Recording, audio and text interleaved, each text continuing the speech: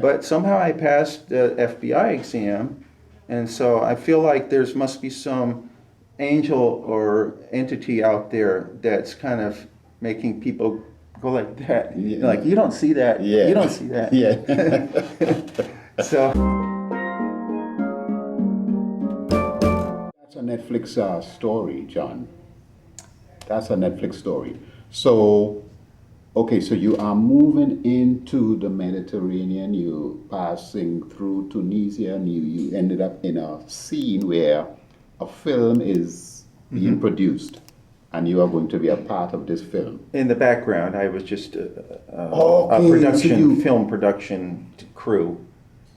And you are photographing stuff, All the time. movements, all the time. Yeah. Oh. Everywhere I went, I would look for scenes that showed the stage, the wide stage of human interaction. And I looked for scenes.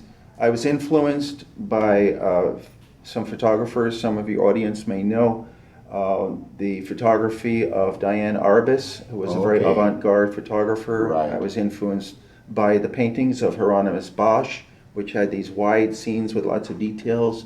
I was influenced by the films of Wim Wenders, who had a movie that came out, and it was showing angels that were looking at the people of Earth from above. Right. So all of these kind of came together. But the trip to which took place in the summer of '83 was mainly very spiritually rewarding to me, because I found all sorts of exciting things about myself. Right. And you know, we didn't have iPads, iPods, anything different. like that. So you spend a lot of time with yourself, and I read lots of books. I always bought books, and I read a lot of the classic books at that time.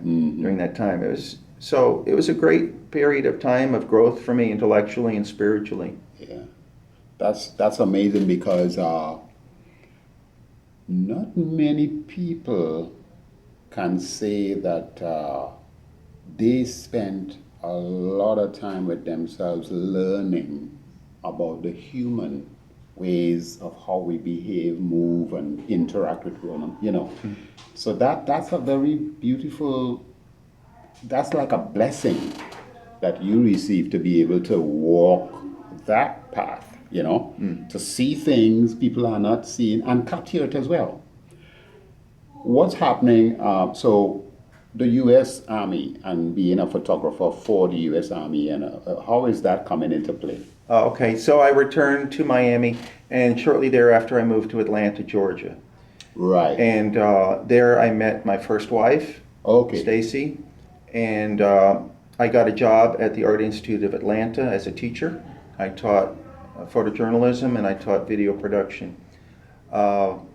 So I was settling down, and this is before we had our first our daughter, Danielle. Right. And I was living a very domesticated life, and then I worked for an audiovisual company, and then I got a corporate job, and I found life was very boring. Right. Okay? Yeah. So I needed something to challenge me. Yes. Now here I am, I'm 29, almost 30 years old by this time. Right.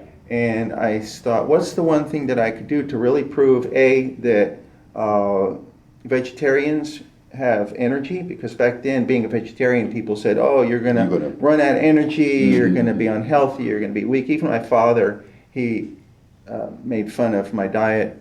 Right. And then also that I could challenge myself, and also learn about a culture which I knew nothing about, the military.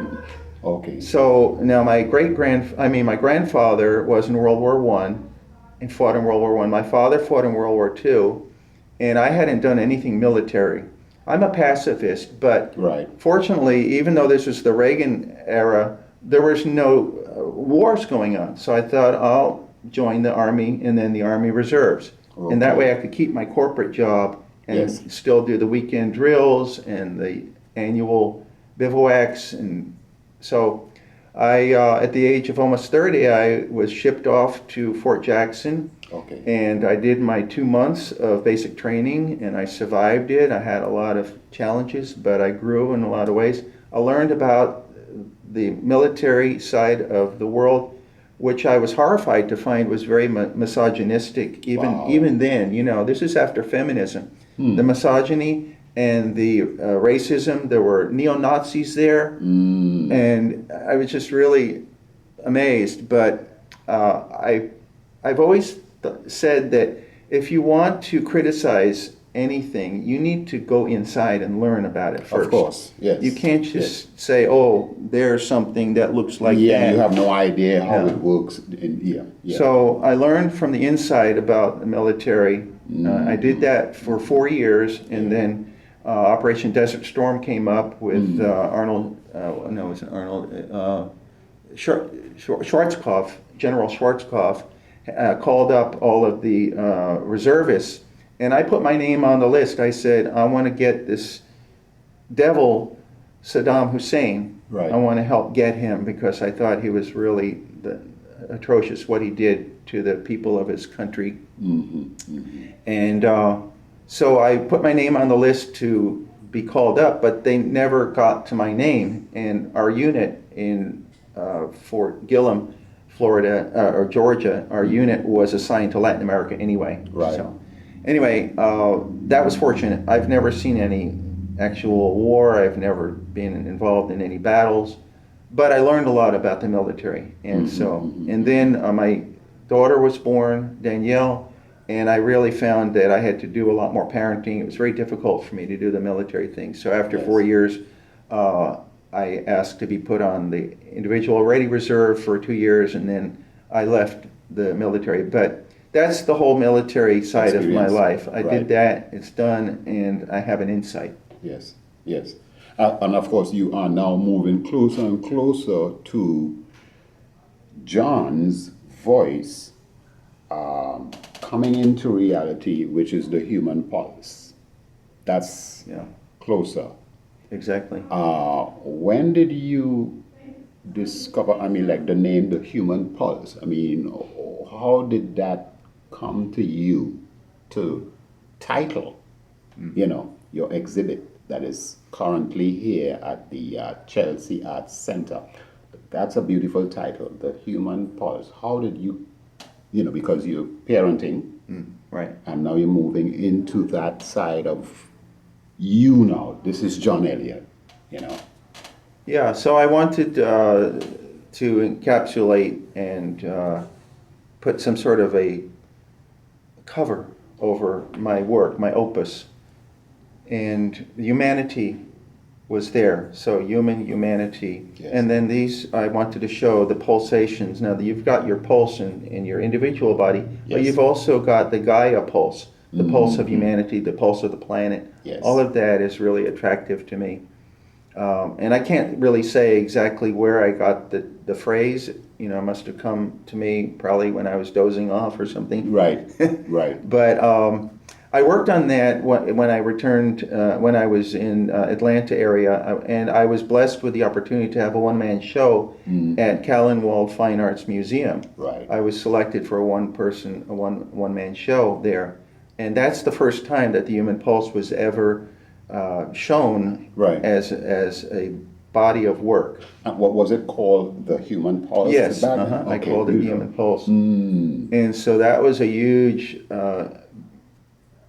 stroke of luck, I guess, or a miracle almost, that somebody who was not really established could show at this museum, which was it's still around, it's a very well-established museum, highly recognized. And so I was able to get that opportunity for, I guess it was about 6 weeks. My work was up.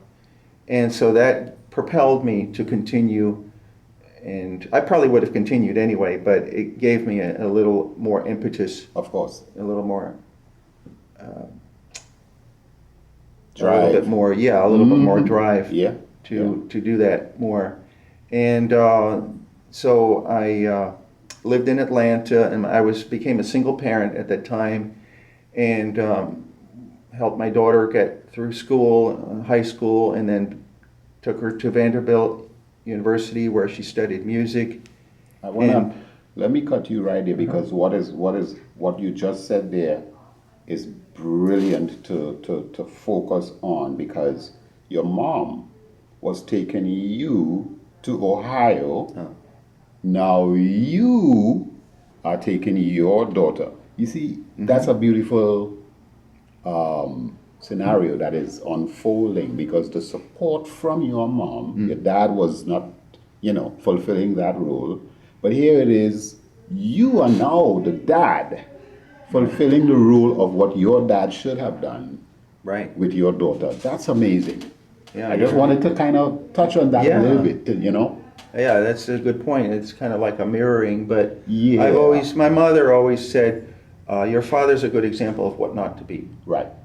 And Right. so I took that to heart, and I really tried to be as involved as possible in my daughters, and now I have another daughter. I'm very involved Yes. in her life just the same way. And so So Daniel is moving into you taking yeah, Daniel into. and then I felt unfettered, and I had more wings. I didn't have to take her to school and pick her up every day. Right. And so I was looking for something else to do. And now I had started, when I was in the corporate career after the Army, I had another corporate job with a Fortune 500 company Right. as a media production manager. And then I started my own advertising agency. Oh. And I ran that for 18 years, What was it called? Millennium Communications. Okay, Millennium. And I opened it in 1994, and people said, "What's Millennium?" Right. A lot of people didn't know what it was. I had to learn how to spell it. But Yeah. I knew I wanted it to be forward thinking. And I was able to use, in that advertising agency, I was able to use the full spectrum skill set. I did photography, I did graphic design, I did video production. I even created trade show displays. Wow, okay. And I did that for 18 years. And all the time I'm raising my daughter, and then she goes off to college, and I felt like I needed to change. Now, at the same time, the 2008 economic recession started, and a lot of my clients started disappearing. I had a partnership, and and 7 partners, we all realized that we really needed to scramble to make a living. It wasn't easy street like it was Yes. before. So I started looking for another career. And now at this time I've always been very interested in trivia. Right. Okay, so I would watch Who Wants to Be a Millionaire, right? Right. And then I started traveling, and I went to Europe, and I came back through New York City, and I tried to get on the show. Oh. I took their test, and I missed being on their show by one answer. But the reason why that is important is that I was growing my knowledge, my general knowledge about everything. And so I saw this ad for the Foreign Service with the State Department. Right. And I said, and I saw they have a written test, and you could go to some of the cities. They had these centers where you could go and take the test that was proctored. And I said, "Oh, that'll be interesting. I'll take the test. Right. Just see how I stack up with all these smarty pants." And I went down without studying or anything. I took the test, and a couple weeks later, I got this letter: "You have passed the test. Wow. Now you get to go to the second of the 3 battery of tests." So then I started thinking seriously. I got to really study for the next part. Yes. And that was a written exam, and that was all sorts of analysis of your writing skills and your knowledge of the State Department and all that. And somehow I passed that level. Right. And then, so after 9 months, this is in the year 2010, after 9 months from when I took the written test, I was invited to the oral exams, which is an all-day series of tests where you go into a room and you're interviewed, and then you go into another room and you're surrounded by other candidates, and you have to interact with them in a group setting and have a meeting and show your leadership skills and all sorts of things. Now, all of this time I'm thinking, this is just fun. Right, This is another adventure, and Yes. see how far I get. But so there were 18 of us who started in that exam building, and at the end of the day, we were all 18 in there, and they started calling people out, and they didn't call my name. Oh. So I was like, darn, I didn't get it. And there was just me and 3 other people left in the room. Oh. And they invited us 3 into another room, and they had these little packages, and they said, the woman said, I'm sorry that you came all this way to take this exam and to study so hard. Now I have something to tell you. You are given a contract to be a Foreign Service officer, just you 3. So the ones that names were called were the ones they assumed, or They were given the they bye-bye. were given the bye-bye. And so this is just And you were thinking you were shocking given the to me. bye-bye. Yeah. When they didn't call your name. So I had a contract there at the end of 2010. I had to go through a battery of exams with the FBI, and they came over and camped out at my house.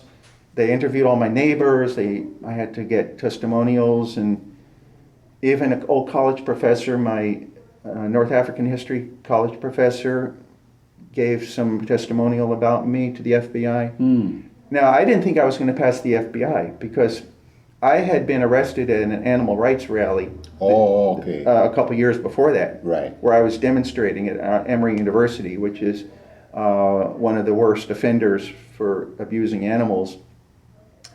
And so I was arrested. I had an arrest record. Now, it was expunged, Right. but I didn't think that they were going to let me join Yes, based on that. this, where I had to get top secret clearance and all that stuff. Right. But somehow I passed the FBI exam, and so I feel like must be some angel or entity out there that's kind of making people go like that. Yeah. Like, you don't see that. Yeah. You don't see that. Yeah.